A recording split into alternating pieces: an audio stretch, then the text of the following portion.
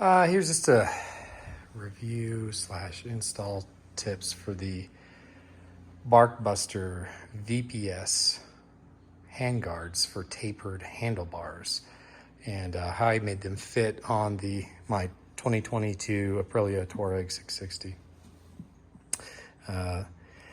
The handguards on this present a special problem because of the clearance. So on my bike, for instance, I've already got the handlebars actually tilted up a few degrees because I'm a little bit of a taller rider. But you can only tilt up handlebars so many degrees. They're supposed to stay in line with the handlebars. Otherwise, the problem is you'll be oversteering the motorcycle if the handlebars get too far forward. If they're too far back, they're too stable. So, ideally they need to be pretty close to in line with the forks, which mine are. And they're a bit raised up.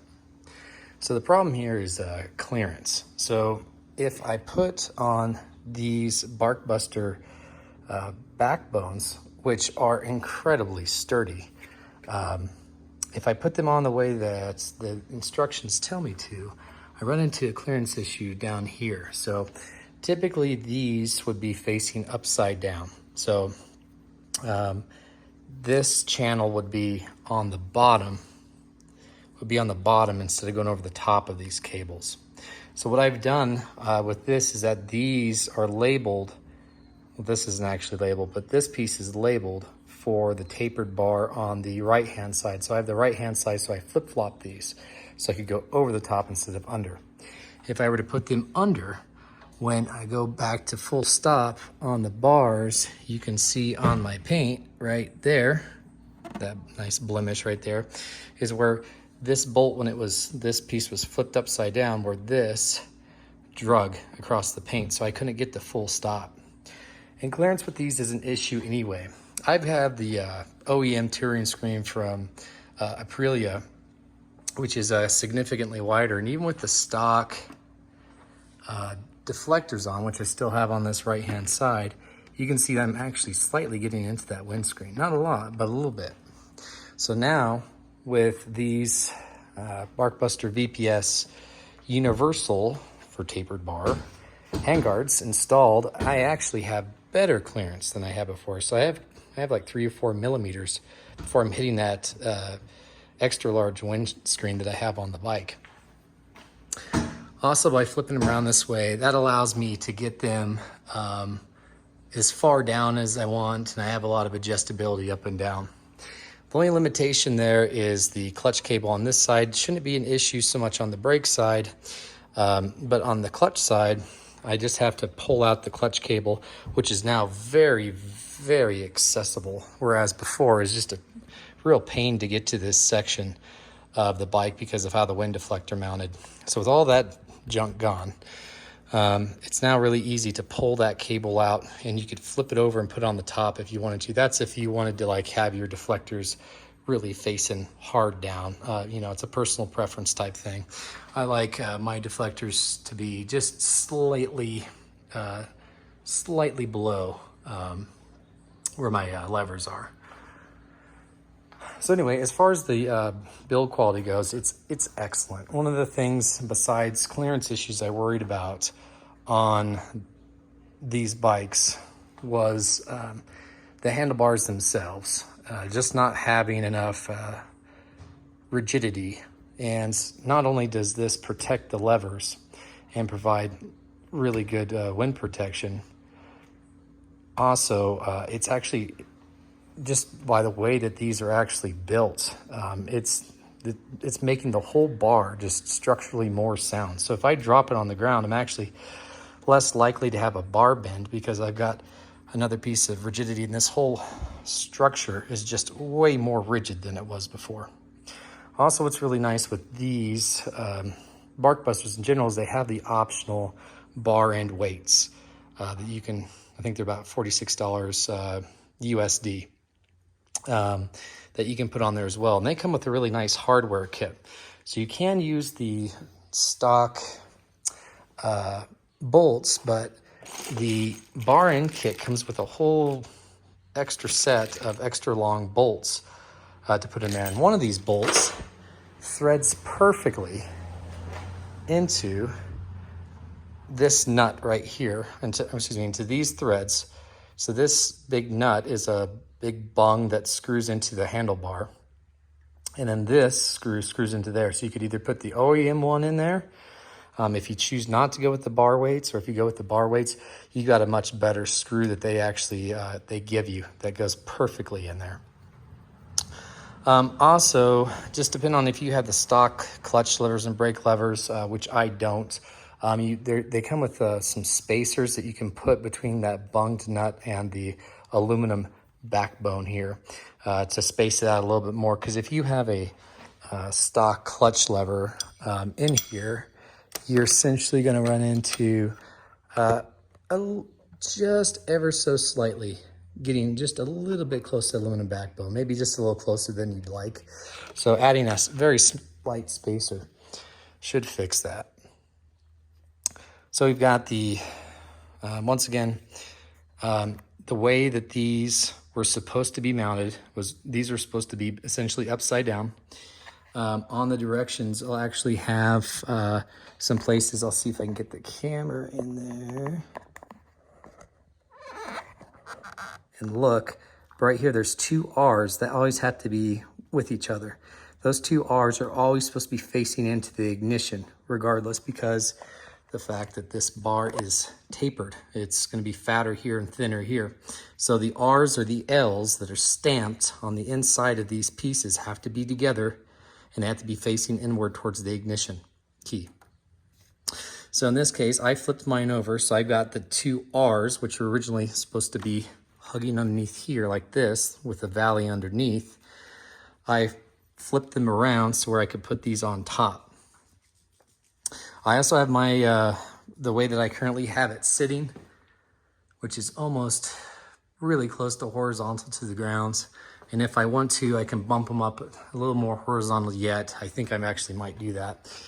And the clutch cable routes really nicely right there underneath a little notch right there without binding up. I don't have any issues with clutch pull or anything else like that. Also, by installing it in this manner, I should have, and I've already just test fitted this, I should have a significantly easier time getting this right side installed over the top of the brake. It looks something like this. So it'll go over the top like so. So once again, this backbone piece is going to come around on the right hand side, and it will be, the valley will be up instead of down. And on the right side, you'll actually have the double L's there instead of the double R's for right. So you'll be using backwards pieces.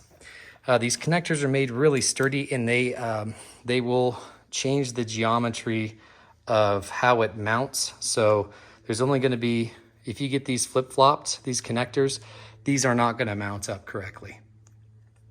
So you'll have to make sure that you get the right one there. So just taking an extra close look here, I've got the left-hand side clamping piece. I've got it facing up. This thin piece slides into here, and I've got it to where it meets the backbone and it curves inward towards this clamp, like so. Okay, so that should resolve all the issues. I've got better clearance on my windscreen. I've got the clearance that I need off of the tank now. A little word about these clutch and brake levers, because there's so few options out there. These are from MG-Biketec. I'll drop a link in the description on the YouTube video for that. They're made in Austria. These are the foldable brake levers. So these are adjustable several different ways. You can adjust the length of them, which they come in the full short position. I adjust them out probably 8 millimeters, 10 millimeters, something like that, to make them a little bit longer, but they're still not as long as the OEM ones. They're also they're foldable. So if I drop it, it's going to fold up out of the way, and you can adjust the tension on that bolt to how easy it is to fold that up out of the way.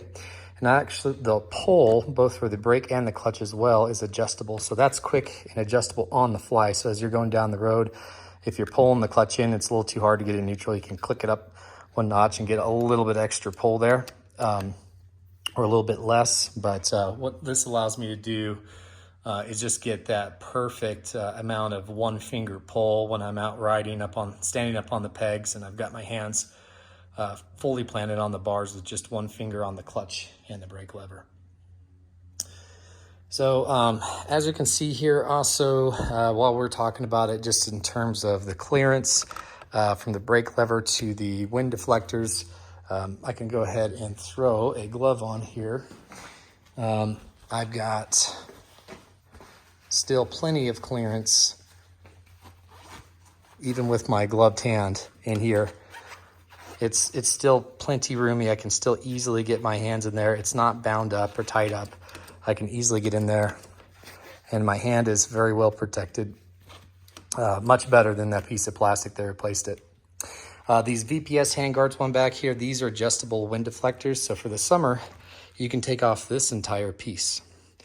And they're adjustable. They've got two positions, a lower position and the higher position. It's currently mounted in the higher position right now for more wind deflection. So those can be completely taken off if you want them to. I've got them in the highest position because I just want the most hand protection possible. Any other words about these in general? I'm just very happy now having a good solution. There's a lot of challenges here between windshield clearance and tank clearance when you're going to full lock left or right. So very happy with finding something that's a good solution. And geez, if the instructions had been put in such a way that I didn't have to experiment around with it, you would think that these were purpose built for the Tuareg because they just fit so well now. I really like the fact that I've got bar end weights as an option there. They're almost an identical weight to the OEM ones. So very happy with that. The SKU number on those, I believe, is they are the bar end, external bar end weights, and B-066 is the SKU number if you're looking for those. So once again, these were the Barkbuster handguards, and those were specifically to fit tapered handlebars. So they're the universal kit for tapered handlebars. And these are the VPS handguards that are optional to go on them. And I got them in color black on black, so I don't have the big white Barkbusters letters popping up there. So this is the black on black color option. So that's all I can think of for the time being. I looked at several different other options for protectors, and let me just compare this to the OEM protector here, which has considerable more amount of space between the levers and the protector. In terms of overall coverage, it's a bigger deflector, but this is actually a little bit bigger and more expansive and covering in the places where it matters the most in terms of wind protection. It's a little bit closer to your hand, which sounds like a bad thing, but it's actually a good thing in terms of actually keeping your hands warm. So I'm very happy with that. Some of the other options out there in the market, for instance, were like a Hepco and Becker that had like an external skeleton that wrapped around the outside and attached all the way down at the triple trees. And I think that would add like a little bit of structural rigidity, just not nearly as much as these Barkbusters. I mean, these things, in every video I've seen of anyone that's dropped them, these things snap almost right away. And my biggest concern was just having the bars bent, or putting the money into like having a handguard in there, dropping it the first time and still seeing the whole handlebar bend, and then everything has to be replaced. And I'm very confident that this system adds to the entire structural rigidity of the handlebar, which makes me much more confident that when this gets a good drop, that I'll be still have straight handlebars and intact controls for the remainder of the ride. So anyway, that's all I can think of for now. If you guys have any more questions, feel free to drop them in the comments, and I will try to answer them as soon as I can. Have a good one.